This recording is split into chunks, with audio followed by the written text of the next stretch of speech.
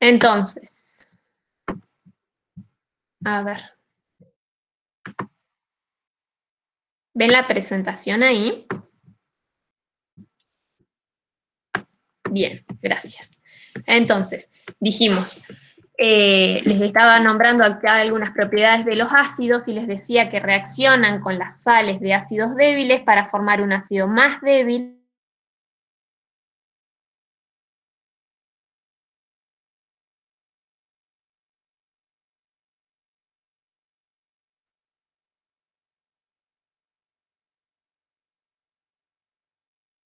Conexión, no sé si están ahí, si no, ¿de qué ácido estoy hablando en este caso, en esta reacción?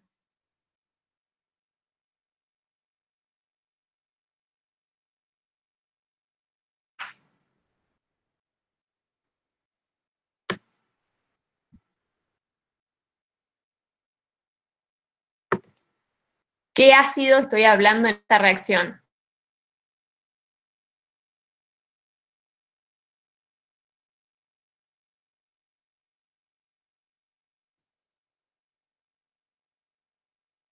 Ramiro, el ácido clorhídrico, que dijimos, en este caso reacciona con el fosfato de sodio para formar una sal, como es el cloruro de sodio, y el ácido, perdón, esto es fosfato de sodio, sí, para formar cloruro de sodio y ácido fosfórico. Y otra de las características de los ácidos es que las soluciones acuosas de los ácidos conducen la corriente eléctrica. ¿Por qué conducían las soluciones acuosas de ácidos? Caracterizaba. Y denle que esto es repaso, ya lo vimos.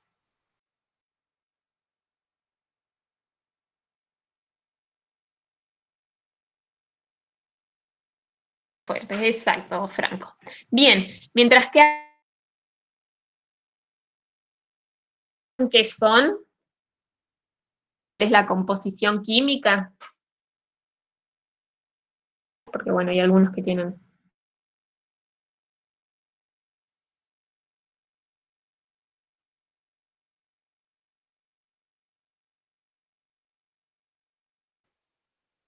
¿Qué tenemos acá?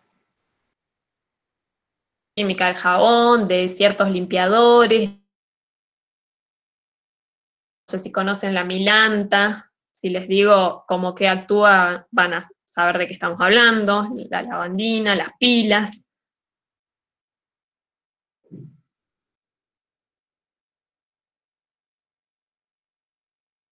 ¿De qué estamos hablando? ¿De qué tipo estamos hablando?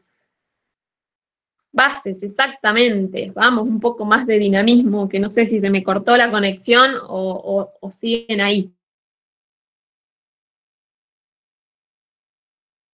Limpiadores se formulan en base a amoníaco, la cal es hidróxido de calcio, hornear es bicarbonato de sodio, la milanta precisamente se consume cuando uno tiene acidez, de hecho de magnesio, y por ejemplo las pilas tenemos hidróxido de litio.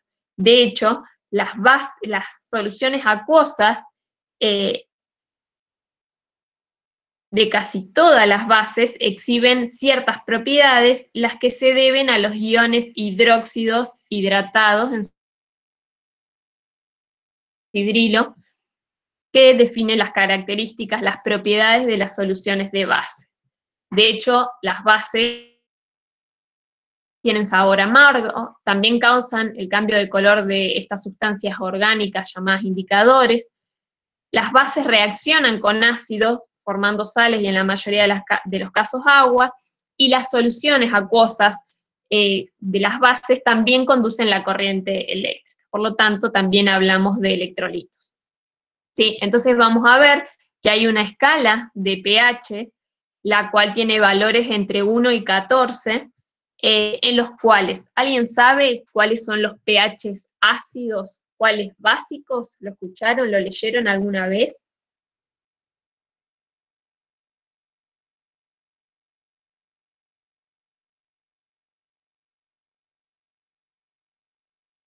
Bien, cuidado Franco con bajos y altos porque no sabemos desde dónde a dónde, ¿sí? Es como dicen las chicas, valores de pH entre 1 y 6 y 6,9 son pH ácidos, entre 7, algo, 8 y 14 son básicos, y pH 7 es el pH neutro. Entonces, vamos a ver que a lo largo de los años y con el avance en los conocimientos científicos, distintos investigadores fueron planteando teorías referidas a los ácidos y las bases. De hecho, en 1680 Boyle observó que los ácidos disolvían muchas sustancias, causaban precisamente cambios de coloración en los indicadores y perdían sus propiedades al mezclarse con las bases o con los álcalis. Por otro lado, a medida que transcurrió la investigación científica, Gay-Lussac determinó que los ácidos neutralizaban a las bases y que los dos tipos de sustancias, es decir, ácidos y bases, solían definirse en términos de las reacciones que comparten.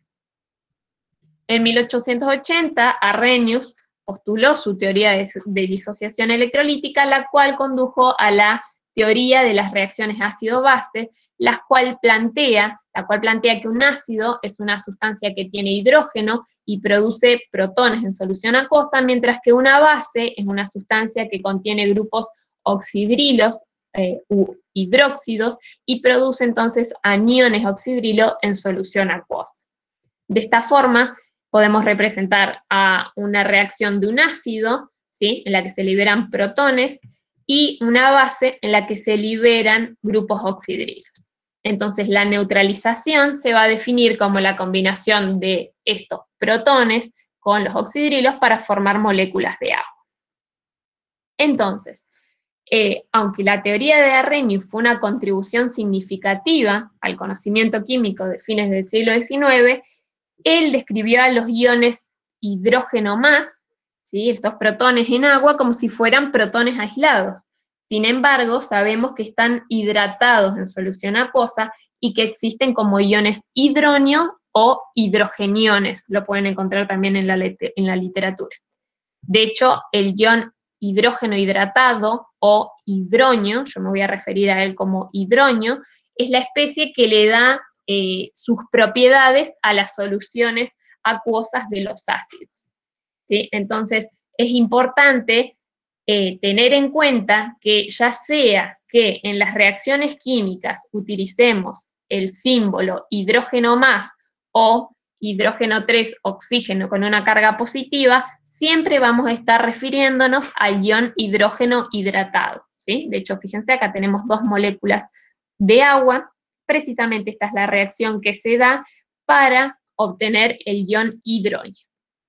Y va a ser de suma importancia porque, como vimos en este recuadro, esta especie es la que le da sus características a las soluciones acuosas de los ácidos, ¿sí? ¿Queda claro esto acá? Es de suma importancia que me vayan siguiendo.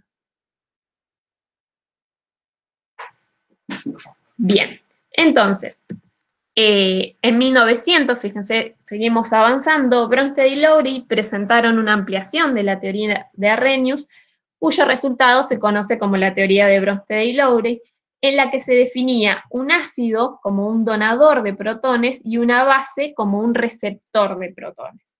Esta definición es suficientemente general como para admitir que toda molécula o ion que contenga hidrógeno, capaz de liberar entonces un protón, es un ácido, mientras que toda molécula o ion capaz de aceptar dicho protón va a ser una base. Fíjense la diferencia con la teoría de Arrhenius, porque la teoría de Arrhenius nos decía que solo las sustancias que tienen un grupo oxidrilo podrán llamarse bases. Mientras que la teoría de Bronsted y Lowry nos dice que una base va a ser aquella molécula o ion que sea capaz de aceptar el protón que le brinda el ácido. De esta forma, una reacción ácido-base va a implicar la transferencia de un protón de un ácido a una base. Por ejemplo, en este caso, tenemos la ionización del ácido clorhídrico en agua. Lo que vemos es que la ionización, del cloruro de hidrógeno en principio en agua, es una reacción ácido-base en la que el agua va a actuar como una base o receptor de protones. porque si se fijan, que lo podemos ver en este recuadrito, acá abajo en esta imagen, el fluoruro de hidrógeno transfiere un protón al agua, por lo tanto, al realizar esta transferencia a un protón y ser el agua el que lo reciba, se comporta como una base, ¿sí?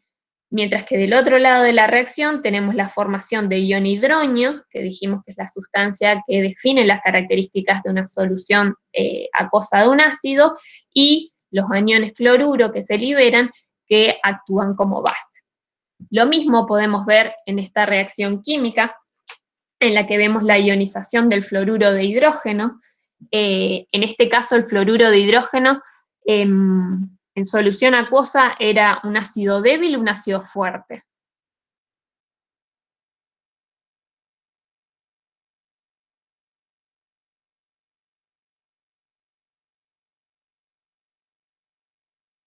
¿Están ahí? ¿Alguien?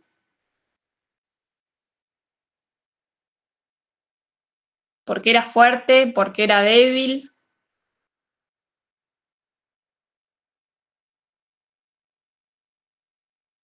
¿Es fuerte o débil en función de lo que vemos en la reacción química, de la doble flecha?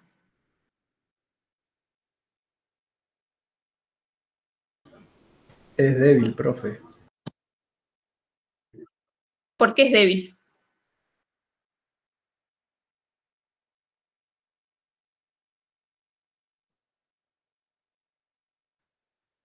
Era repaso esto, esta parte es repaso. Si veíamos, sí, veo que no se acuerda mucho. Bien, Luciana, en realidad decíamos el flúor, que es el elemento más electronegativo, atrae, al ser más electronegativo, atrae más fuertemente los electrones de la unión, por eso la ionización del fluoruro de hidrógeno en agua es débil, porque este enlace es tan fuerte que hace falta mucha energía para romper este enlace. Entonces, la ionización del fluoruro de hidrógeno en agua es parcial.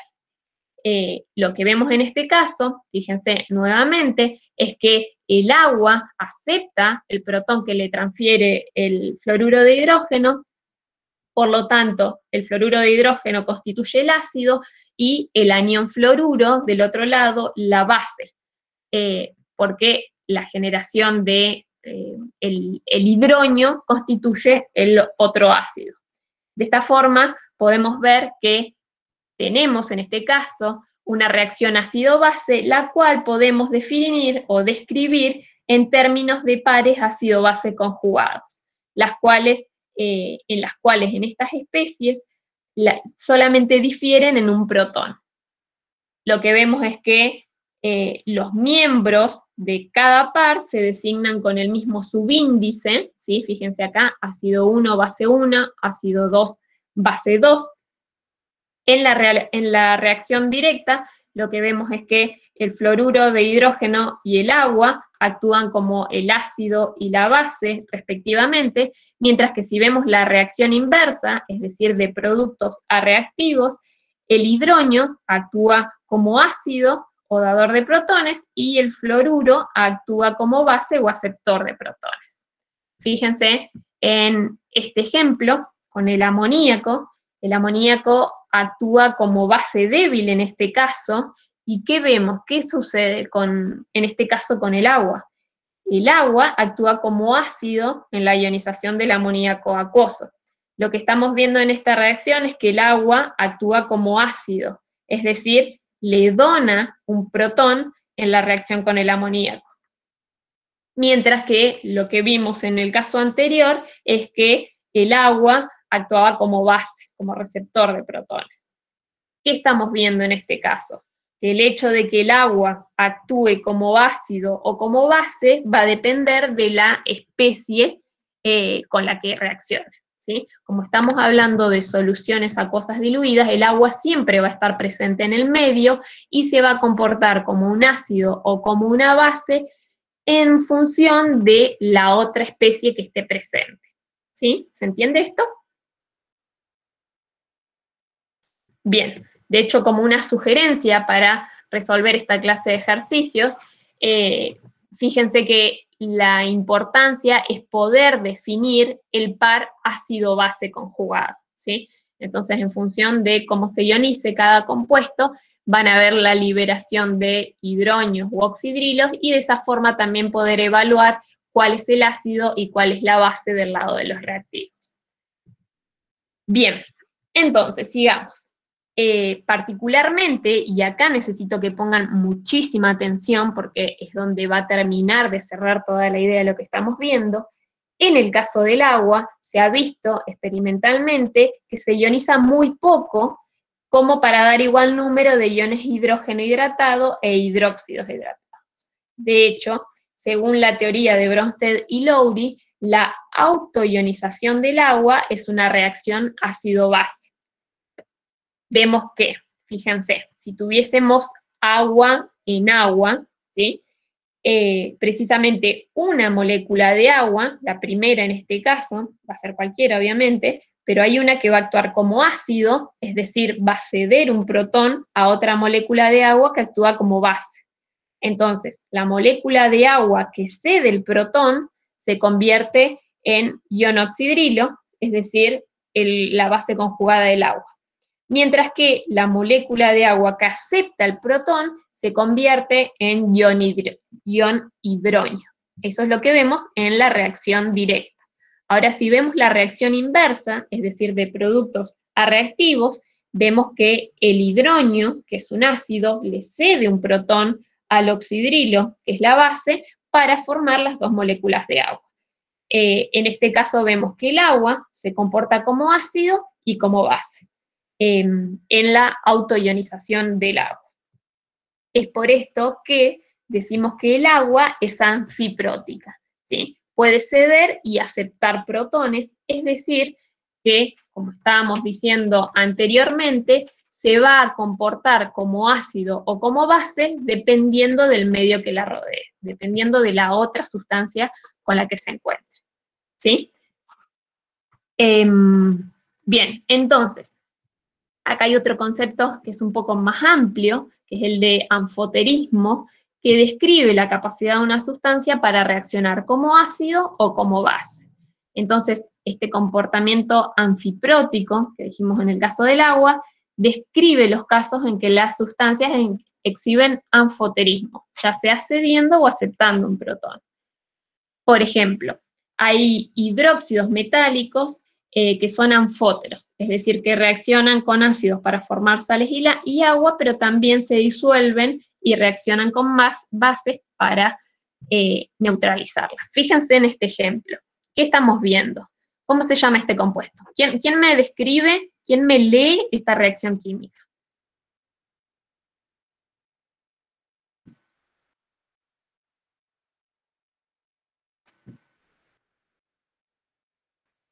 Vamos que esto es repaso. ¿Qué me estaba diciendo esa reacción química? Profe, a ver.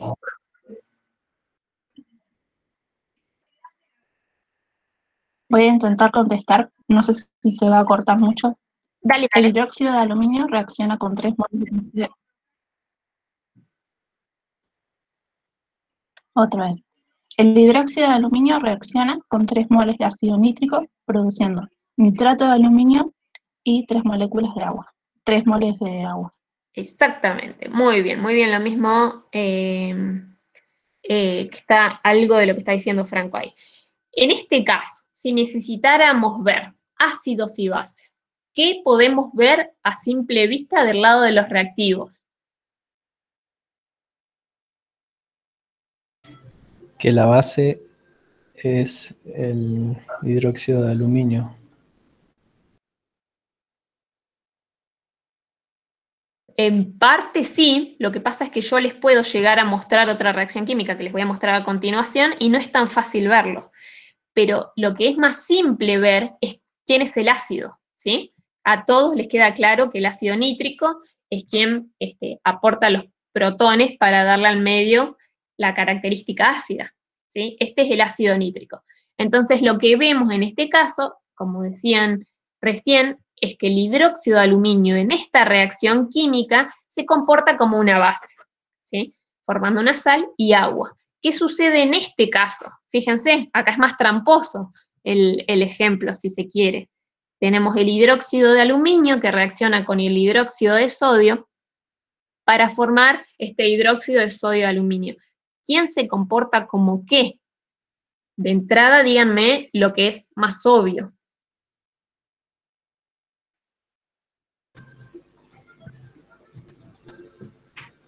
Bien, Lara, el hidróxido de aluminio se va a comportar como ácido, pero eso ¿cómo lo alcanzás a ver? Precisamente como estás diciendo, porque el hidróxido de sodio es una base fuerte, ¿sí? Entonces, en este caso, como está reaccionando el hidróxido de aluminio con una base fuerte, se comporta como ácido. Entonces, fíjense que en este caso, hidróxidos metálicos como el hidróxido de aluminio presentan un comportamiento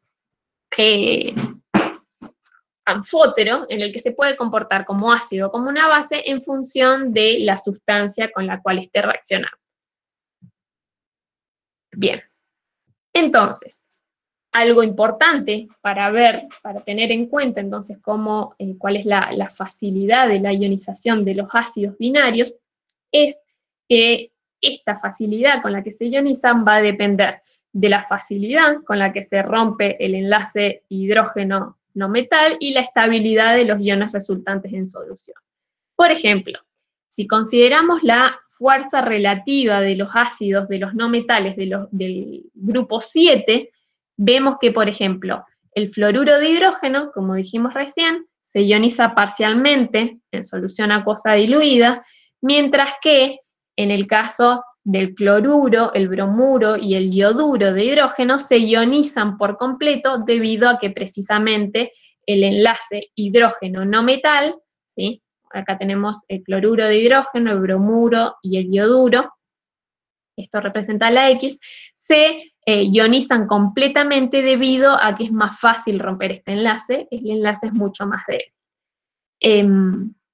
Entonces, el orden de la fuerza de enlace en los haluros, en los no metales del grupo 7, es este, donde el enlace más fuerte es el del fluoruro de hidrógeno y el más débil es el del ioduro de hidrógeno, ¿sí? Teniendo en cuenta entonces lo que dijimos recién, la electronegatividad.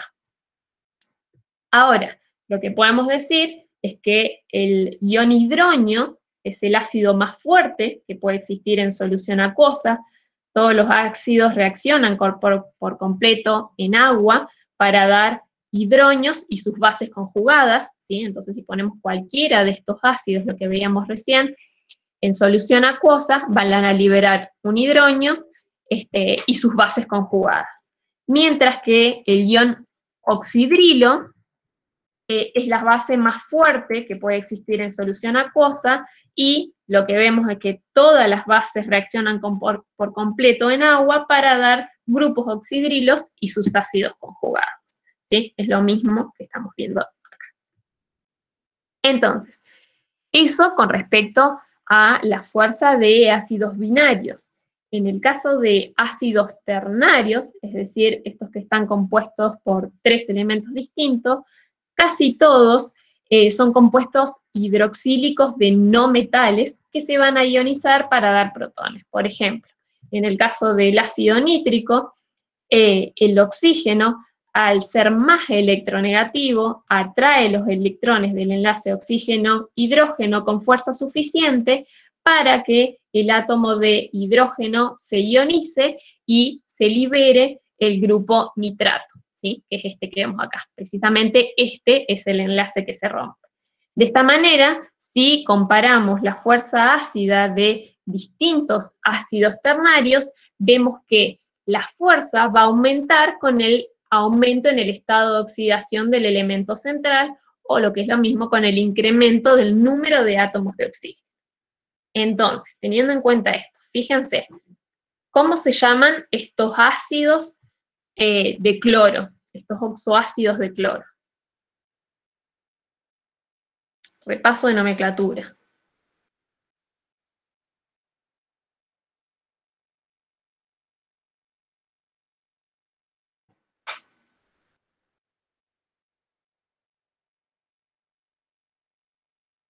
¿Cómo se llamaban? El cloro tiene estado de oxidación 1, 3, 5 y 7.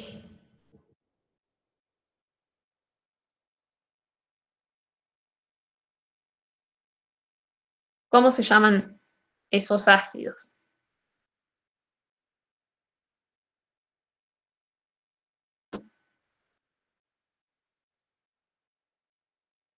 Acuérdense, con el menor estado de oxidación,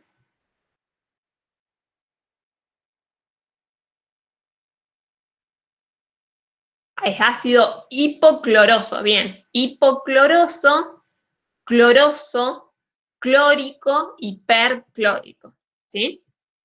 Entonces, si dijimos que en el caso de ácidos ternarios, la fuerza ácida, para saber de estos 4 ácidos, cuál es el que tiene mayor fuerza ácida, la forma de evaluarlo, en este caso, porque todos tienen el mismo átomo central, es decir, el cloro, la fuerza ácida aumenta con el aumento en el estado de oxidación del átomo del elemento central, o con el aumento del número de átomos de oxígeno. Entonces, ¿cuál de estos ácidos les parece que va a ser el que tenga mayor fuerza ácida?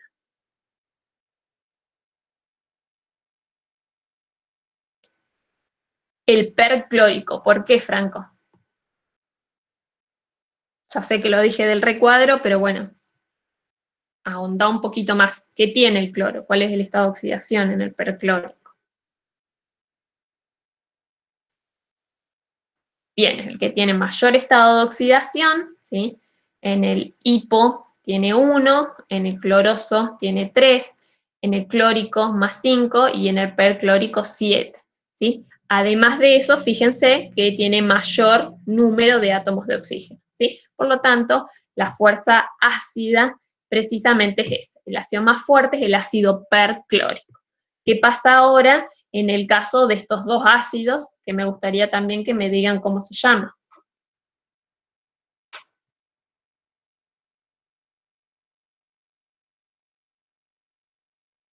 ¿Cómo se llaman y cómo es la fuerza ácida de esos 2 ácidos de azufre?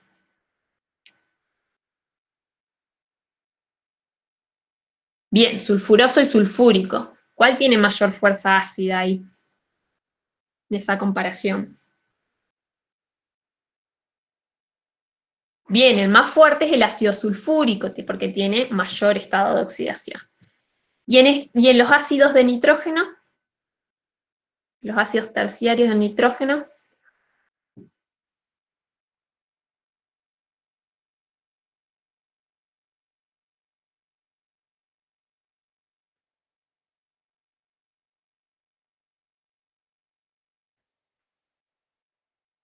Al revés, ¿sí? Es nitroso y nítrico, ¿sí? Y el nítrico es más fuerte, exactamente. Tienen estado de oxidación más 3 y más 5, el ácido nítrico tiene mayor fuerza ácida que el nitroso. Ahora, en casi todos los ácidos ternarios que tienen distinto átomo central, pero con el mismo estado de oxidación, la fuerza ácida va a aumentar con el aumento de la electronegatividad del átomo central. Es un análisis similar al que hicimos recién. Entonces, fíjense, entre estos ácidos, también sería interesante que los pudieran nombrar y que me digan cuál tiene mayor fuerza ácida. Para esto es interesante que tengan a mano la tabla periódica y que vean los estados de oxidación.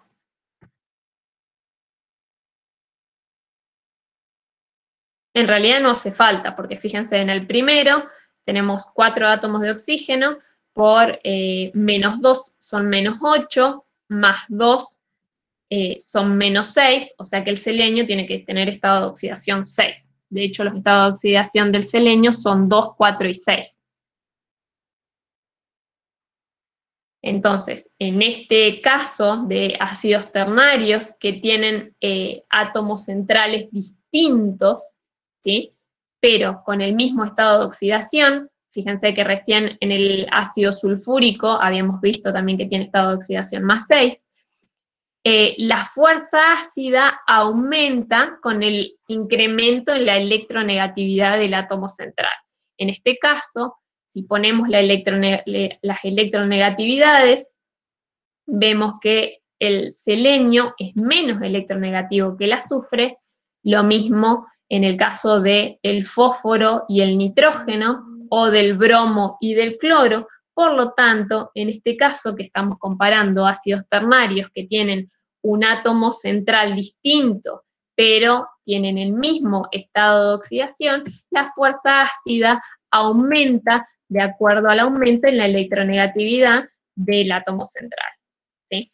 Lo mismo que podríamos ver acá entre el ácido sulfuroso y el selenioso. En este caso, dijimos, el azufre tiene mayor electronegatividad que el selenio, por lo tanto es más fuerte, la fuerza ácida es mayor del ácido sulfuroso, mientras que en los ácidos de cloro y bromo, lo que veíamos recién, el cloro tiene mayor electronegatividad que el bromo, por lo tanto la fuerza ácida tendrá ese orden.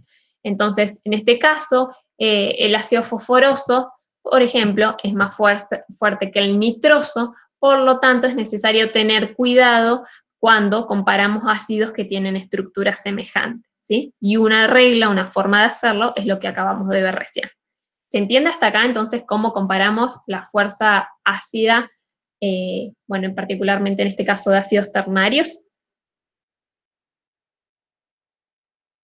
que tienen el mismo átomo central, como vimos los ejemplos del cloro, o con distinto átomo central, en lo que acabamos de ver recién?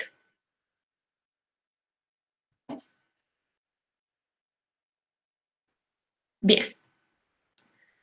Entonces, en el estudio de los ácidos y bases, los ácidos y las bases, recordemos que definimos una reacción ácido-base o de neutralización como una reacción entre un ácido y una base para formar sal y en muchos casos agua. Entonces, todas las reacciones de neutralización tienen algo en común, que comprenden la combinación de un ácido y una base para formar una sal, fíjense en este caso, que tiene el catión característico de la base y el anión característico del ácido. También otra particularidad de las reacciones ácido-base de neutralización es la formación del agua. Fíjense, por ejemplo, en la reacción entre un ácido fuerte y una base fuerte, como es el ácido perclórico con el hidróxido de sodio, ¿qué se formará de esta reacción química?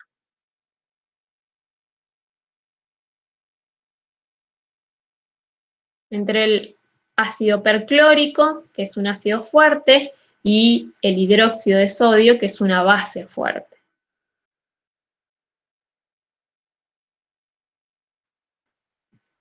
Por un lado, acuérdense que siempre lo que tenemos que hacer es evaluar cuál es el catión y cuál es el anión de cada uno de los reactivos que se combinan, ¿sí? Entonces, ácido perclórico, se forma el perclorato de sodio, ¿sí? O el clorato de sodio, y de la reacción entre un ácido fuerte y una base fuerte se forma, por lo general, agua. Mientras que en la reacción entre un ácido débil y una base fuerte, como puede ser el ácido acético y el hidróxido de sodio, se forman, del mismo modo que veíamos recién, el acetato de sodio y agua. Entonces, en términos generales, la reacción, en este caso, de un ácido monoprótico débil con una base fuerte, se puede describir de esta forma, ¿sí? Donde vemos la liberación de agua. Bien. Las distintas teorías sobre el comportamiento de ácidos y bases siguieron evolucionando hasta que en 1923 Lewis presentó una teoría más completa de las teorías clásicas ácidos-bases, estableciendo que un ácido es una especie que puede aceptar en forma compartida un par de electrones y una base es una especie que puede donar un par de electrones. Entonces, el concepto de neutralización va a implicar la formación de un enlace covalente dativo donde un átomo aporta ambos electrones, es decir, actúa como la base de Lewis. Esta definición no especifica qué par de electrones se deben transferir de un átomo a otro, sino que solo nos dice que un par de electrones debe estar compartido entre dos átomos. Por ejemplo, si vemos acá la reacción entre el tricloruro de boro y el amoníaco, vemos que es una reacción ácido-base de Lewis típica, porque lo que estamos viendo es que el boro tiene un orbital vacío y precisamente va a aceptar el par de electrones libres que tiene el amoníaco. Entonces, el tricloruro de boro actúa como un ácido de Lewis, aunque no tiene un protón ionizable, y vemos que se forma este enlace covalente dativo o coordinado entre el átomo de boro y el nitrógeno, como sucede en las reacciones ácido-base de Lewis. En este caso, entonces, el amoníaco es la base débil que va a donar el par de electrones no enlazantes que tiene el amoníaco hacia el boro, quien completa su octeto, ¿sí? Esta entonces es la teoría más completa de las teorías formuladas para las reacciones ácido-base. Ahora, algo que es tan importante como poder definir el par ácido-base conjugado en este tipo de reacciones es evaluar que ya vimos las distintas formas de expresar las concentraciones de las especies químicas en solución, también vimos la estequiometría de las reacciones químicas, que nos habla acerca de las proporciones en las que se combinan reactivos para formar productos. Entonces, otro concepto sumamente importante para esto va a ser el de la definición de proporción de reacción. La proporción de reacción define el número relativo de los moles de reactivos y productos que están expresados en la ecuación química balanceada. Fíjense, en este caso nos dice que la proporción de reacción es un mol de ácido a un mol de base. Lo que nos está diciendo es que se combinan un mol de ácido con un mol de base para neutralizarse. Este esquema de proporción de reacción tranquilamente podría corresponder a esta reacción química entre un ácido fuerte y una base fuerte para dar sal y agua. También vemos que hay casos en que se necesita más de un mol de ácido o base para neutralizar por completo la reacción, como podría ser la reacción entre el ácido sulfúrico y el hidróxido de sodio para dar el sulfato de sodio y agua. En este caso, lo que vemos es que la proporción de reacción no es mol a mol, sino que por cada mol de ácido sulfúrico que se consuma, vamos a necesitar el doble de hidróxido de sodio, ¿sí? Entonces, fíjense que para determinar la proporción de reacción es necesario que presten mucha atención, y lo remarco porque en los parciales muchos se olvidaron de balancear las reacciones químicas. Es necesario en todos estos ejemplos, desde que empezamos a ver las reacciones químicas, hasta más todavía ahora que estamos viendo equilibrio químico, que tengan en cuenta la importancia de balancear la reacción y las proporciones de reacción que lo vamos a poder determinar a partir del balance, ¿sí? Fíjense, tenemos un ejemplo que nos dice, se mezclan 100 mililitros de una solución de ácido clorhídrico 0,1 molar con 100 mililitros de una solución de hidróxido de sodio 0,1 molar. La pregunta que nos dice es, ¿cuál es la concentración de la sal en la solución resultante, suponiendo volúmenes aditivos? ¿Cómo les parece que podemos empezar a plantear este ejercicio? ¿Qué es lo primero que podríamos hacer?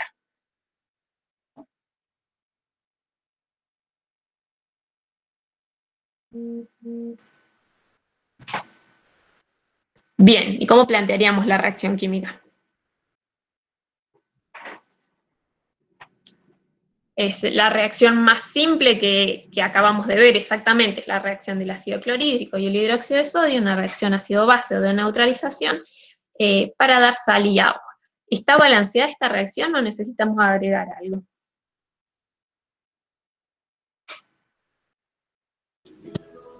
Está balanceada.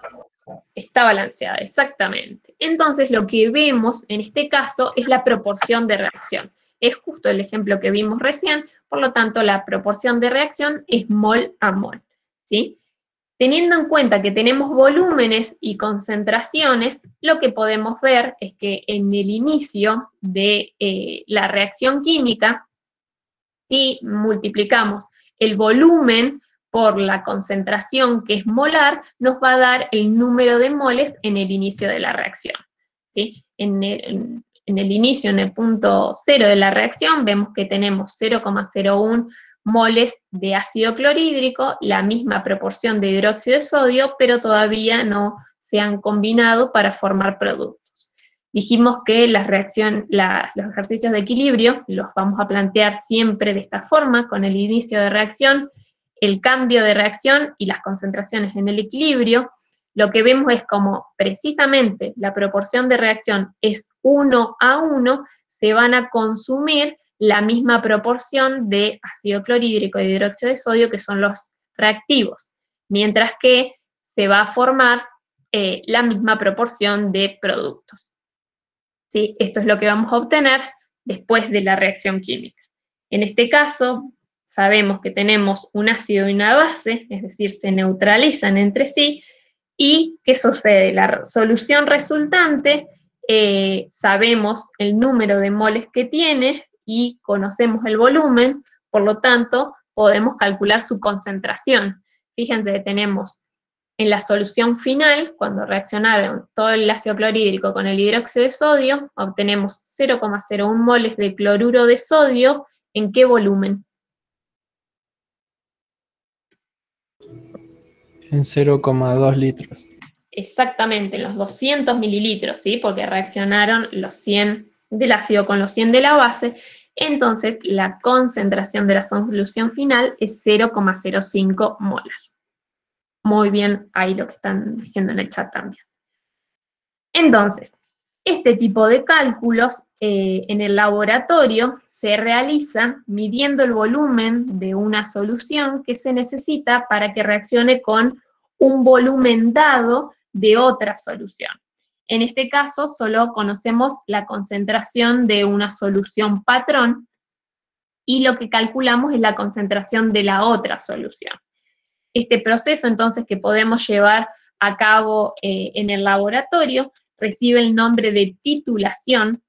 De hecho, una titulación es un proceso químico en el cual una solución de un reactivo, al que se conoce como titulante, porque nosotros conocemos su concentración, se agrega a un volumen específico de una solución que tiene una concentración desconocida y por lo tanto se llama analito. Y lo que hacemos es medir qué volumen de la solución de concentración conocida actúa para que la reacción sea completa y se neutralice. Entonces, fíjense, si estuviésemos viendo el ejercicio de recién, si nosotros, a ver, volvamos al ejercicio de recién. Bueno, en este caso conocemos el volumen y la concentración de los dos, no es el caso.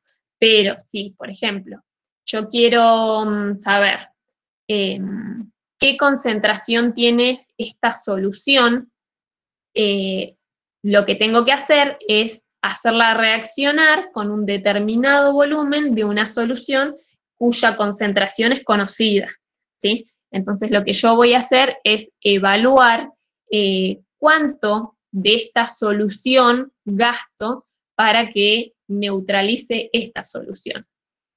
Y a partir de eso es que puedo calcular la concentración de la solución que es desconocida. De hecho, en una titulación ácido-base nos va a indicar qué cantidad de ácido o base reacciona con una cantidad determinada de ácido o base para neutralizar la reacción química. ¿Se entiende cómo funciona en el laboratorio este tipo de reacciones?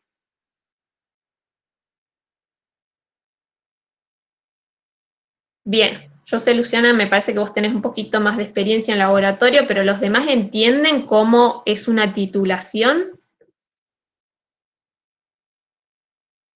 Fíjense qué es lo que les está mostrando acá el GIF, ¿sí? Tenemos un cambio de coloración, precisamente, esto lo voy a volver a repetir la clase que viene, por eso no quería ahondar demasiado ahora, pero lo que tenemos, tanto el ácido clorhídrico como el hidróxido de sodio, son dos soluciones incoloras, ¿sí?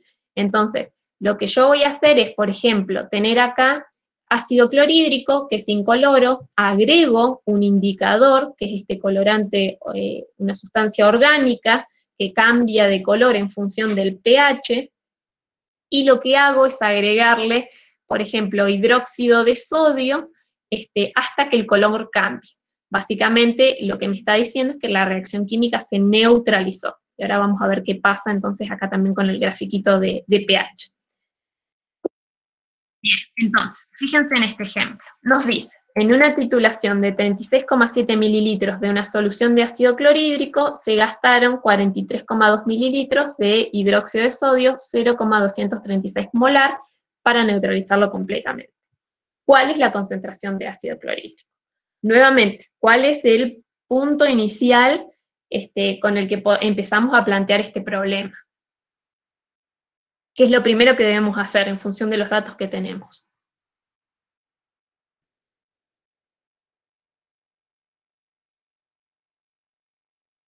Bien, planteamos la reacción, sabíamos que estaba balanceada, es lo que vimos recién, podemos plantear la proporción de reacción, en este caso es simple. Lo que vemos acá es, yo acá les escribí de nuevo el enunciado para que se entienda y les muestro la reacción. Nos dice que se titulan 36,7 mililitros de una solución de ácido clorhídrico, ¿sí? Me está dando el volumen de la solución de ácido clorhídrico. Y me preguntan, fíjese, ¿cuál es la concentración del ácido clorhídrico? Entonces, del ácido clorhídrico no tengo la concentración. Como es mi analito o solución desconocida, va en el Erlenmeyer o en el vaso de precipitado, ¿sí? O sea que acá abajo tenemos ácido clorhídrico. Tenemos una solución con, como vamos a ver ahora, en un instante, un pH menor a 7.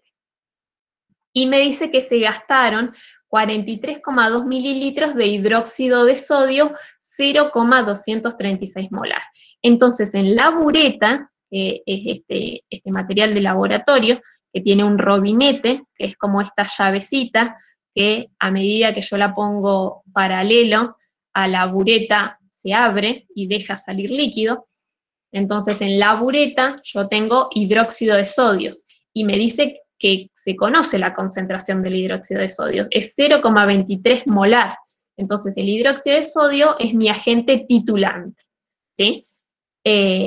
La cual voy agregando gota a gota hasta que en un momento la solución cambia de color. Cuando cambia de color, estamos llegando a la neutralización de la solución y fíjense que el volumen de hidróxido de sodio bajó. Lo que vemos entonces es que para neutralizar el ácido se gastaron 43,2 mililitros de hidróxido de sodio. La bureta acá tiene numeritos en las que yo puedo ver el volumen que voy consumiendo, ¿sí? Está graduada. Entonces me decía que tengo 36 mililitros de ácido clorhídrico y titulé, ¿sí? Hice esta volumetría de neutralización y al neutralizarse la reacción química se gastaron 36,7 mililitros. Entonces, lo que yo puedo calcular es los moles, ¿sí? De soluto. Conozco el volumen de la solución en litros, lo puedo multiplicar por su molaridad y me da el número de moles de hidróxido de sodio. Ahora, vimos que la proporción de reacción es un mol de hidróxido de sodio a un mol de ácido clorhídrico.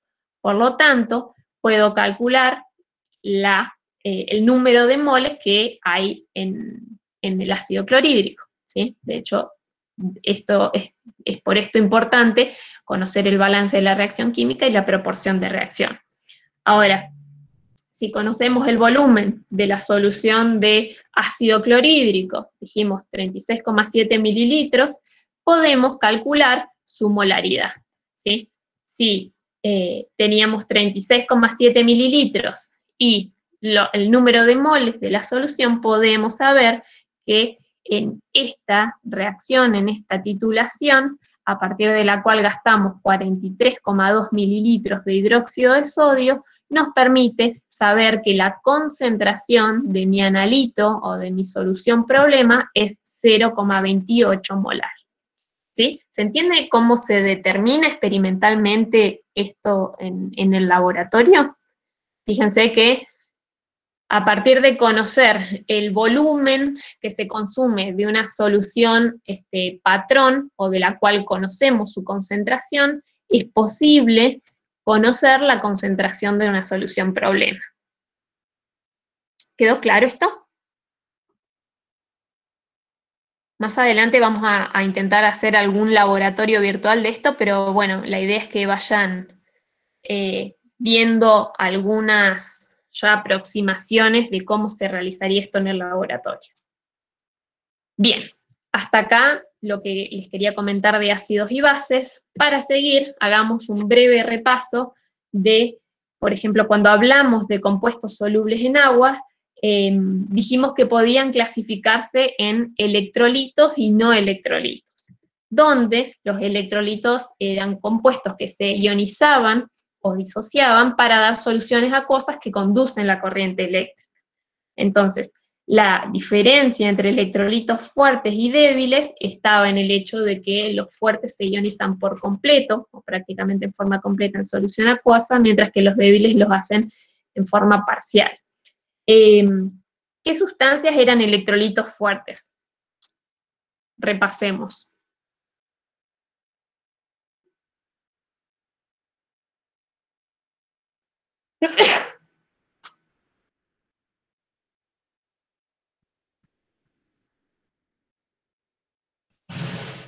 Gracias.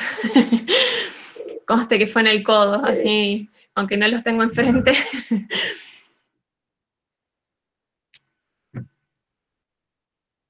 Bien, los hidróxidos fuertes, las bases fuertes. ¿Qué otras sustancias eran electrolitos fuertes?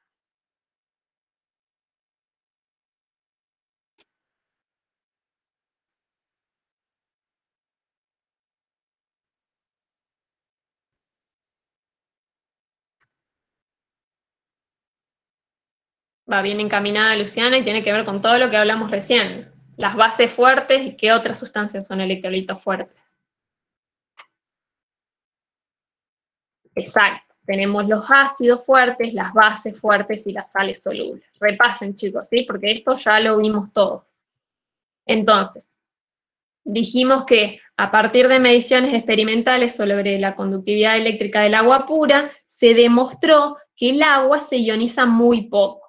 Entonces, si planteamos la reacción de ionización del agua, en la que se forman hidronios y grupos oxidrilos, es lo que vimos recién, y nos proponemos plantear la constante de equilibrio, la expresión de la constante de equilibrio de esta reacción, ¿cómo les parece que quedaría? Como el ejercicio 1 o 2 de la guía 13. Si les doy la reacción de autoionización del agua, ¿cómo queda la expresión de la constante de equilibrio para esta reacción?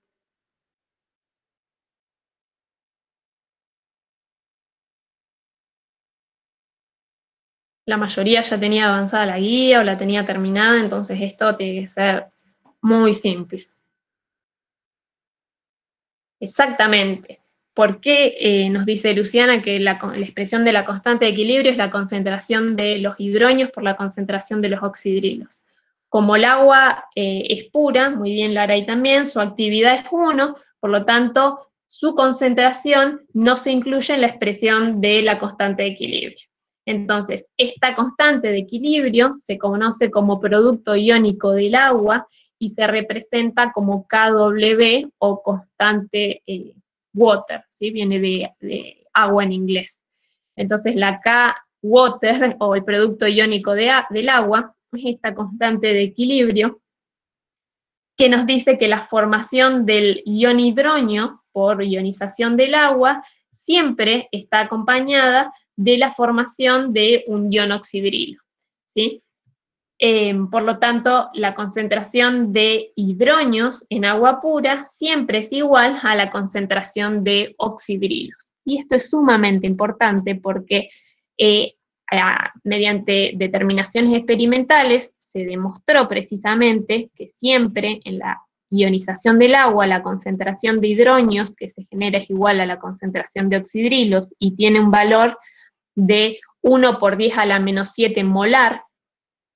Por lo tanto, si sustituimos este valor en la expresión del producto iónico del agua, lo que vemos es que el valor del producto iónico del agua, de la constante, es 1 por 10 a la menos 14 a 25 grados centígrados. Fíjense que esto va teniendo sentido porque teniendo en cuenta la relación entre la concentración de hidronios y la concentración de oxidrilos, y lo que vimos recién, el producto iónico del agua, nos va a ser posible plantear una escala en la que se puede expresar de forma conveniente la acidez o la alcalinidad de una solución acuosa. Entonces, podemos definir el pH y el pOH de esta forma, donde el pH se define como el menos logaritmo de la concentración de hidrógeno, mientras que el pOH es el menos logaritmo de la concentración de hidrógeno. De hecho, el potencial se define como este menos logaritmo y dijimos que aunque lo expresemos al hidrógeno como un protón aislado, siempre vamos a estar hablando de iones hidrógeno hidratado, por lo tanto hablamos de un hidrógeno. Entonces el pH va a ser el menos logaritmo de la concentración de hidrógeno. Entonces, si ahora describimos la autoionización del agua en términos de el potencial de la constante del agua, el P, el potencial, es decir, el menos logaritmo del producto iónico del agua, de la constante de Water, sería el menos logaritmo de 1 por 10 a la menos 14, es igual a 14. ¿Sí? Fíjense entonces que tiene sentido la escala que evaluamos para la determinación de la acidez o la alcalinidad de una solución acuosa. Entonces, recién planteamos la expresión del producto iónico del agua, la que tenía este valor. Si ahora tomamos el logaritmo a ambos lados de los miembros del hidrógeno y del oxidrilo y lo multiplicamos por menos 1, lo que vemos es que la sumatoria del pH más el pOH me da 14, o lo que es lo mismo que el producto de la concentración de hidrógenos por la concentración de oxidrilos es 1 por 10 a la menos 14. ¿Sí? ¿Se entiende esto? ¿Y por qué entonces el definir la constante del agua, el producto iónico del agua, nos permite definir una escala de pH?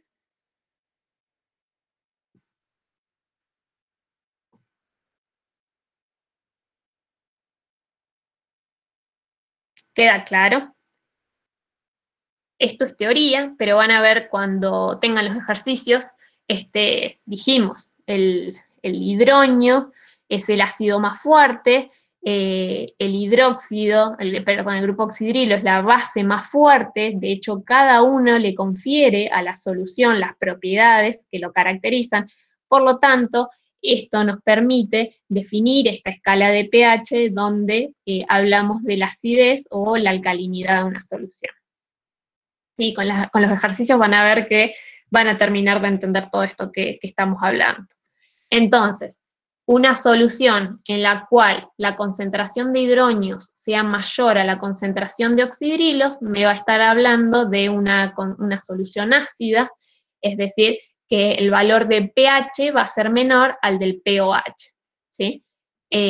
Una solución básica va a ser aquella en la que la concentración de oxidrilos sea mayor a la de hidrógeno, por lo tanto, el valor de pH va a estar por encima de 7, mientras que en una solución neutra, tanto la concentración de hidrógenos como de oxidrilos, dijimos recién, es 1 por 10 a la menos 7, por lo tanto el valor de pH va a ser igual al de pOH, o lo que es lo mismo a 7. Es lo mismo que podemos ver acá, ¿sí?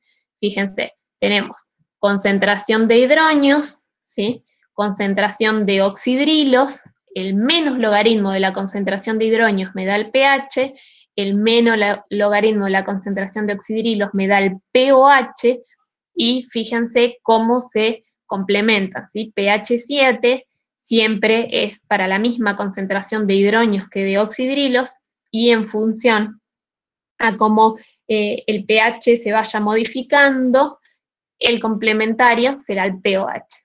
Esta figurita es bastante simple de entender y sería interesante que la vayan viendo a medida que resuelvan la guía de ejercicio para evaluar cómo se modifica el pH o el pOH. En definitiva, pueden calcular, por ejemplo, el pH de una solución y van a ver que, como dijimos, el producto iónico del agua es 1 por 10 a la menos 14, el potencial de la constante water, el potencial del producto iónico del agua es 14, entonces la sumatoria del pH más pOH tiene que darme 14. Entonces, si yo calculo el pH, puedo calcular el pOH. Bien, acá para que veamos algunos alimentos, algunas sustancias conocidas y valores de pH que tienen. Por ejemplo, dijimos el jugo gástrico, cuyo componente principal es ácido clorhídrico, tiene un intervalo de pH entre 1,6 y 3, el vinagre, el ácido acético, entre 2 y 3, la cerveza también es más bien ácida, bueno, la orina ya tiene un rango de pH más amplio, la saliva tirando a neutra, la clara de huevo, el amoníaco son pH más bien básicos. Y esto lo que nos representa son tiras de pH, son este tipo de papel tornasol, el cual al ponerse en contacto con una solución varía de color en función del pH del medio. Y precisamente comparando el color que me dio con una escala de colores, puedo definir el pH, el grado de acidez de mi solución. Bien, sigamos. Hasta ahora vimos los ácidos fuertes, ¿sí? Esta imagen, de hecho, ya la había puesto hace un par de clases. También vimos las bases fuertes, y estos en general, tanto ácidos como bases fuertes, son relativamente pocos. De hecho, los ácidos débiles son más numerosos que los ácidos fuertes. Dijimos que la clasificación de fuertes o débiles se va a basar en el grado en que estos se ionizan en solución acuosa. Por ejemplo, en el caso del ácido clorhídrico, dijimos que se disocia totalmente en sus iones, mientras que el ácido carbónico lo hace parcialmente. Si consideramos entonces la reacción que tiene lugar cuando un ácido débil, como el acético, se disuelve en agua, vemos que este se ioniza parcialmente, y lo que podemos hacer en este caso es plantear la constante de ionización. Como estamos hablando de un ácido, la constante de ionización, la constante de equilibrio o de ionización, que la expresamos con la letra A, ¿sí? Porque proviene de un ácido, va a tener esta expresión, ¿sí? La constante, bueno, acá la marqué como una constante de equilibrio, pero también la podemos definir como la constante ácida, es igual a el producto de la concentración de hidronios por la concentración de aniones acetato sobre la concentración del ácido acético, la cual tiene un valor de 1,8 por 10 a la menos 5. Ahora, hasta este momento hablamos de ácidos monopróticos débiles. Los ácidos que pueden aportar 2 o más iones hidronios se conocen como ácidos polipróticos. En el caso de la ionización de estos ácidos, es importante saber que tienen lugar en forma escalonada, es decir, se van aportando, se van liberando de a un protón a la vez. Por ejemplo, fíjense en el caso del ácido fosfórico, en este caso tenemos 3 átomos de hidrógeno, por lo tanto se va a ionizar en 3 etapas.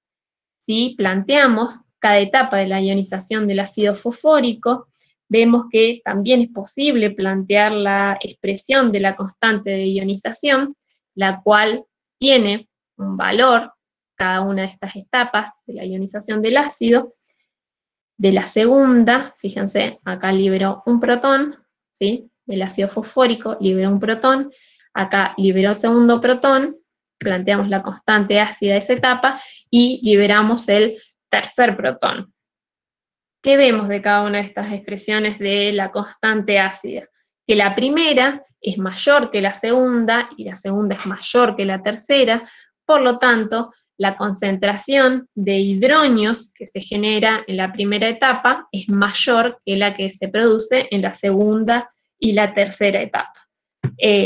Lo mismo podemos decir que la disminución en el valor de la constante de ionización sucesiva indique que cada etapa de la ionización de este ácido ocurre en menor grado que la etapa previa.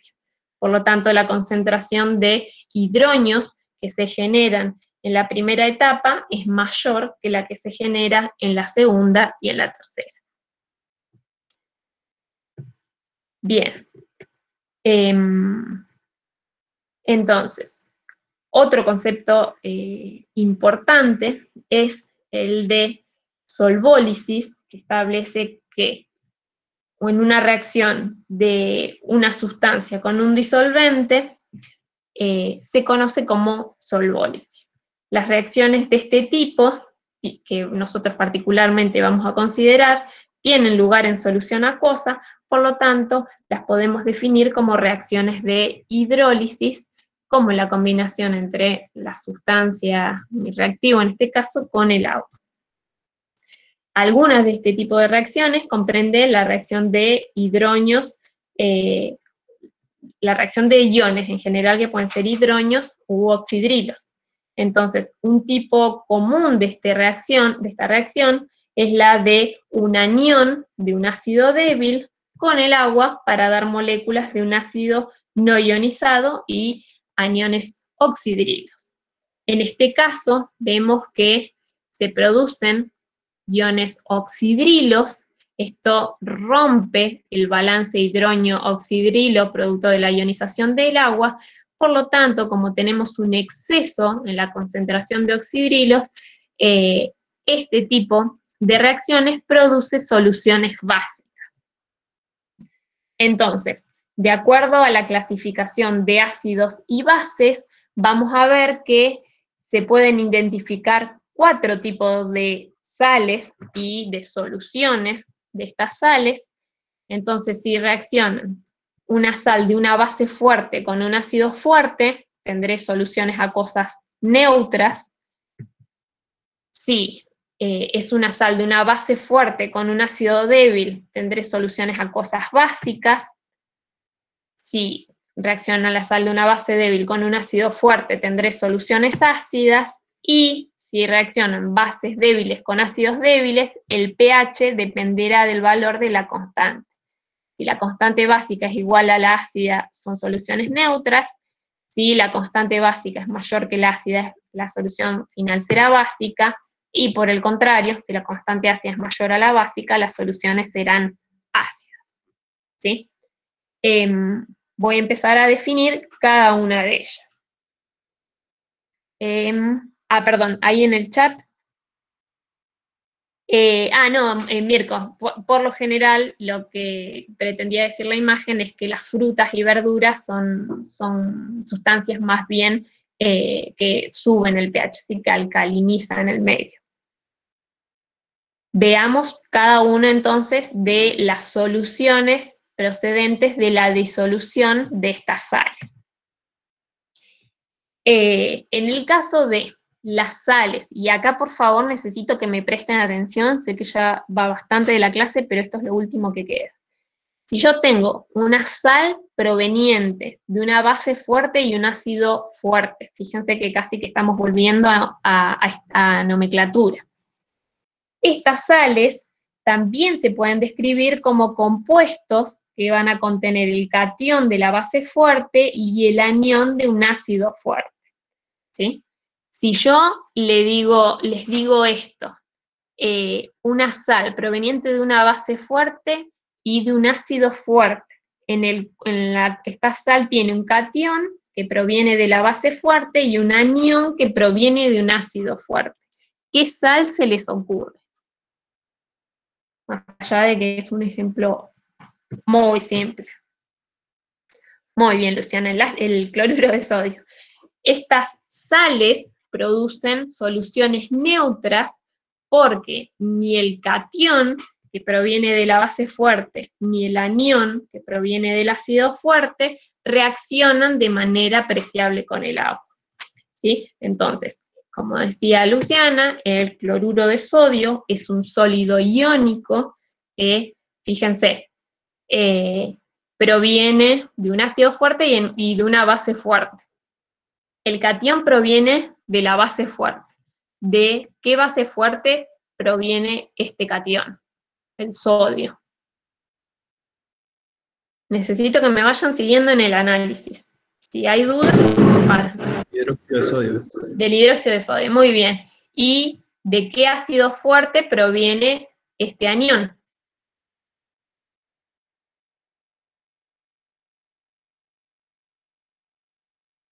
Bien, del ácido clorhídrico. Entonces, el cloruro de sodio es un sólido iónico que se disocia en sus iones hidratados. Bueno, ahí tenemos la base y el ácido fuerte del que proviene, y se disocian sus iones sodio y cloro. A su vez, dijimos que el agua se ioniza muy poco para producir concentraciones iguales de hidronios y de oxidrilos. Lo que vemos es que en una solución acuosa de esta sal tenemos presentes iones sodio, iones cloro, hidronios y oxidrilos. Entonces, el catión de la sal, el sodio, es un ácido tan débil que no reacciona con el agua, y el anión de la sal es una base tan débil, una base Lewis tan débil, que no reacciona con el agua. Por lo tanto, las soluciones provenientes de la disolución de una sal, de un ácido fuerte y una base fuerte son soluciones neutras, ¿sí? Debido a que ninguno de estos iones reacciona para romper este balance hidronio-oxidrilo, ¿sí? Vamos a ver que en el caso de las otras sales sí tenemos mayor proporción de uno o de otro, y sí es posible romper este balance, ¿sí? Entonces, ¿qué me está diciendo todo esto? Que si yo pongo una cucharada de cloruro de sodio en agua y mido el pH, el valor va a ser 7 o muy próximo a 7, ¿sí? Se producen soluciones neutras, porque ni el sodio, ni los cationes sodio ni los aniones cloruro rompen este balance hidronio-oxidrilo para que el pH disminuya de 7 o aumente por encima de 7. ¿Se entendió esto hasta acá?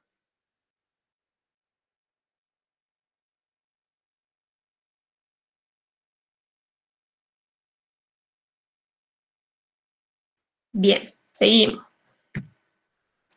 Podemos tener sales que provienen de una base fuerte y un ácido débil. En este caso, cuando las sales que se forman en la reacción tienen una base fuerte y un ácido débil, y las disolvemos en agua, la solución son siempre básicas.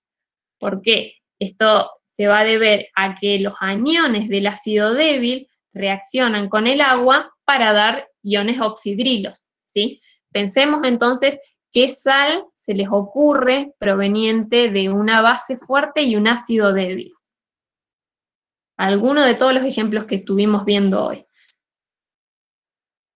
Una base fuerte, para arrancarlo, más simple. ¿Qué base fuerte vimos hoy?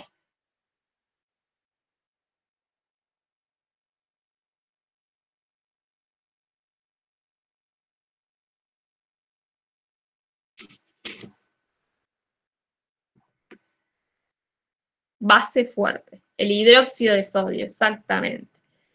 Y también vimos un ácido débil, que no sé si a esta altura se lo acuerdan, pero hablamos del ácido acético. Entonces, la reacción entre una base fuerte como el hidróxido de sodio y un ácido débil como el ácido acético da lugar a la formación de una sal soluble como es el acetato de sodio. acá tenemos la reacción de formación. Vemos que esta sal soluble se disocia por completo en agua. El ion acetato es la base conjugada de un ácido débil, por lo tanto se combina en cierto grado con los hidronios provenientes de la ionización del agua para dar el ácido acético. Entonces, a medida que reaccionan los hidronios, se va ionizando más el agua, ¿sí? A medida que se están combinando los aniones acetato con los hidronios para formar más ácido acético, más agua se va ionizando y por eso se genera un exceso de grupos oxidrilos, ¿sí? De esta forma, como tenemos un exceso de oxidrilos, la reacción, como habíamos visto de acuerdo al principio de Le Chatelier, el equilibrio de la reacción se ve desplazada, y lo que vemos es que de este exceso de la concentración de aniones oxidrilos obtenemos una solución básica, ¿sí? Lo mismo que dice acá, a medida que se van combinando estos hidronios en solución para formar el acético, se ioniza más agua, tenemos un exceso en la concentración de oxidrilos y por lo tanto si yo mido el pH de esta solución me va a dar soluciones básicas. En este caso, el resultado de estas ecuaciones las podemos escribir en una sola ecuación. Esta ecuación describe la hidrólisis de los iones acetato y podemos calcular entonces la constante de hidrólisis del ion acetato. Esta constante de equilibrio es la constante básica, la que podemos escribir de esta forma, ¿sí? Como la concentración del ácido acético por la de grupos oxidrilos sobre la concentración de aniones acetato, y si la reordenamos, obtenemos la expresión del producto iónico del agua. Esta ecuación entonces es válida para todo par ácido-base conjugado.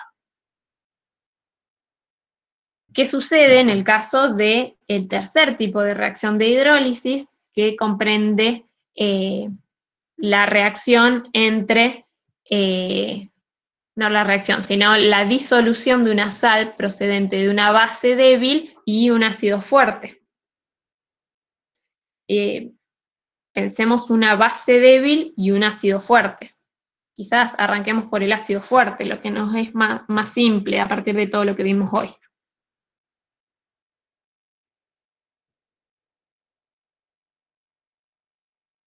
¿Qué ácido fuerte se les ocurre?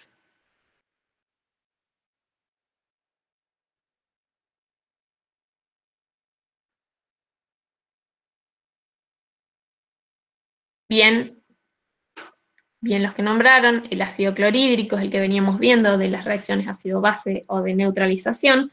Si pensamos en una sal procedente de un ácido fuerte, como puede ser el ácido clorhídrico, y una base débil, que también la vimos en alguno de los ejemplos de hoy, como es el amoníaco, vemos que el cloruro de amonio es una sal iónica soluble en agua. Lo que vemos acá es que la reacción del catión de la base débil, como es el amoníaco con el agua, para formar las moléculas no ionizadas de la base débil y los iones hidronio, modifican el balance hidronio-oxidrilo del agua y se observa un aumento en la concentración de hidronios, lo que va a hacer que las soluciones de sales de bases débiles y ácidos fuertes tengan un pH ácido. Veámoslo en detalle.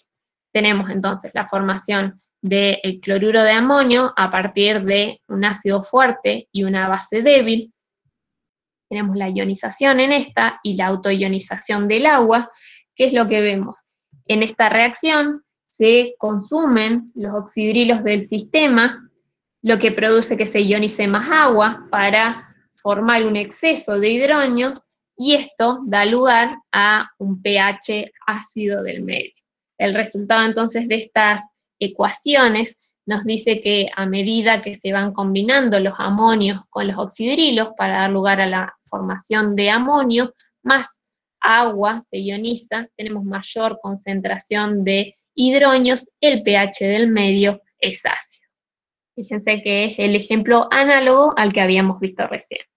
Nuevamente, el resultado de estas ecuaciones la podemos escribir en una sola ecuación con su expresión de la constante de equilibrio. Lo que vemos es que la constante de equilibrio de esta reacción recibe el nombre de constante ácida. Fíjense que es la misma expresión de la constante de equilibrio. Y si la reordenamos, podemos plantear la expresión del producto iónico del agua, es decir, que conociendo el valor del producto iónico del agua, el cual conocemos a 25 grados centígrados, también podemos conocer el valor de la constante ácida o básica del medio. Y esto, como dijimos, es válido para todo par ácido-base conjugado en una solución acuosa diluida. Por último, la última variación que nos quedaba es aquellas en las cuales disolvemos una sal proveniente de una base débil y un ácido débil. Si tienen en cuenta las bases y los ácidos que hemos visto, van a ver que en este cuarto tipo de sales, estas sales que son casi todas solubles, tienen cationes que dan soluciones ácidas, pero también aniones que dan soluciones básicas. Por lo tanto, las soluciones de estas sales pueden ser ácidas, básicas o neutras, dependiendo de la fuerza del ácido o la base débil del que proviene, ¿sí? Fíjense entonces, por eso la importancia de definir la fuerza ácida de los compuestos que hemos estado viendo. Entonces, en el caso de sales que provienen de una base débil y de un ácido débil, en solución me van a dar precisamente soluciones con pHs iguales a 7, menores o mayores a 7, dependiendo de la fuerza del ácido débil y de la base débil de la cual proviene.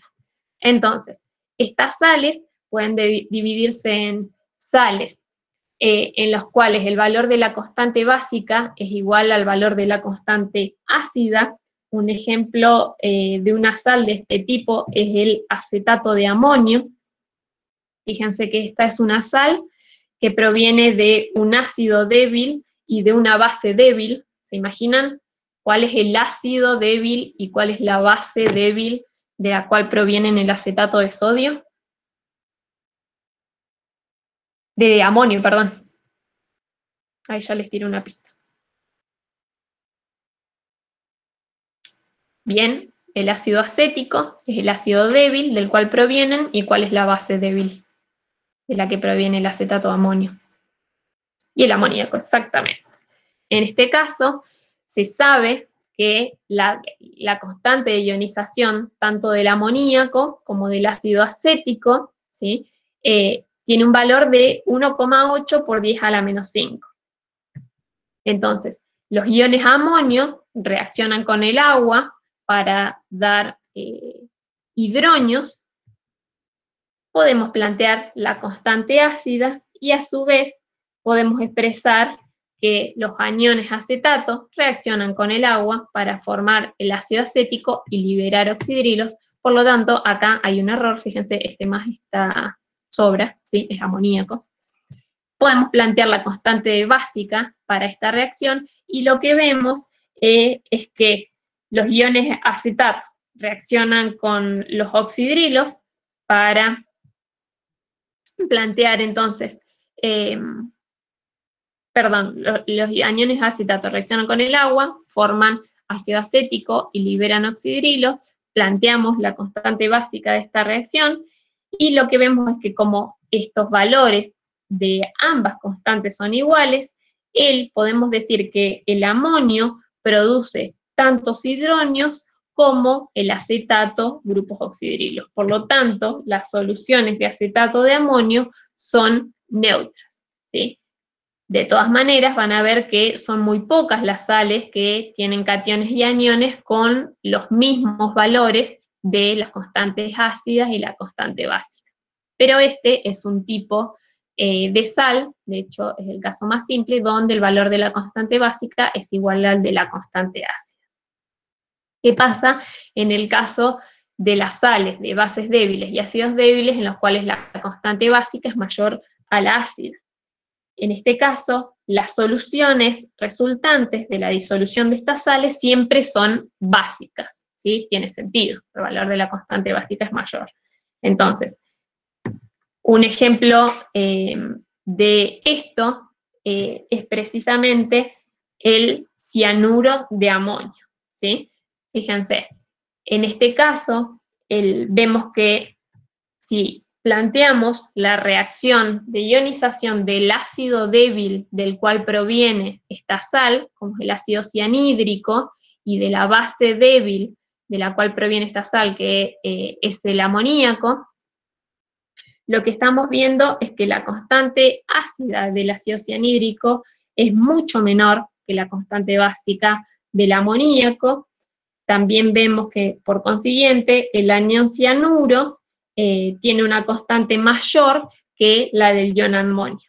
Esto lo que nos está diciendo es que los iones cianuro se hidrolizan en mayor grado que los iones amonio, por lo tanto, las soluciones de cianuro de amonio son básicas. O lo que podemos decir de otra forma es que el anión cianuro es una base mucho más fuerte de lo que lo es el amonio como ácido. En este caso, lo que decíamos recién, el ácido débil se hidroliza en mayor grado que el catión de la base fuerte, por lo tanto, el pH de estas soluciones, de las soluciones de estas sales, es básico, pH básico. Y por último, en el caso de las soluciones de una sal proveniente de una base débil y un ácido débil, en los cuales el valor de la constante ácida es mayor al de la constante básica, siempre las soluciones van a ser ácidas precisamente porque el catión de la base débil se hidroliza en mayor grado que el anión del ácido más fuerte. Es el ejemplo análogo a lo que vimos.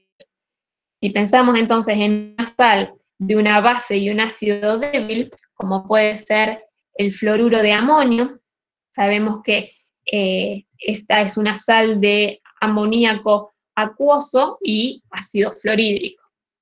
Si vemos los valores de las constantes, estamos observando en este caso que el valor de la constante básica del amoníaco, fíjense, 1,8 por 10 a la menos 5, es mucho menor que la del ácido fluorhídrico, que es 7,4 por 10 a la menos 4. Lo mismo podemos decir que la constante ácida del ion amonio es mayor que la constante del anión fluoruro. Esto nos lleva a plantear los mismos equilibrios que veíamos recién, como el valor de la constante ácida del amonio, fíjense, por 10 a la menos 10. En comparación a la del anión fluoruro, lo que nos está diciendo es que esta reacción tiene lugar en mayor grado, tenemos mayor concentración entonces de los iones hidronio, el resultado de la disolución de estas sales es una solución ácida. Lo podemos decir también como que el amonio se hidroliza en mayor grado que el fluoruro, o que el amonio es un ácido mucho más fuerte que lo que es el fluoruro como base. Entonces, en las sales de bases débiles y ácidos débiles, el pH del medio va a ser ácido cuando el valor de la constante ácida sea mayor a la de la básica, va a ser básico cuando el valor de la constante básica sea mayor a la de la ácida, o la solución será neutra cuando los valores de las constantes sean iguales, ¿sí? Esto es lo mismo que les quería mostrar acá. Cuando los valores de las constantes ácidas y básicas de los precursores, de las sustancias de las que provienen la sal, son iguales, la solución acuosa es neutra, es lo que me indica acá el pHímetro, un valor de 7. Si el valor de la constante básica es mayor a la de la ácida, el pH deberá ser mayor a 7, dándome una solución básica, tenemos acá un pH de 11, o cuando el valor de la constante ácida es mayor a la de la base, perdón, el pH del medio será menor a 7, como vemos acá, un pH de 3. Con todo esto, no sé si tienen preguntas, hasta acá llegamos con la unidad 14 de ácidos y bases, y en función de las características que vimos de sustancias que se comportan como ácidos y como bases, es posible definir una escala de pH teniendo en cuenta la proporción, la concentración de iones hidronio y oxidrilo que se liberan en la solución, por ejemplo, o en la disolución de alguna de estas sales.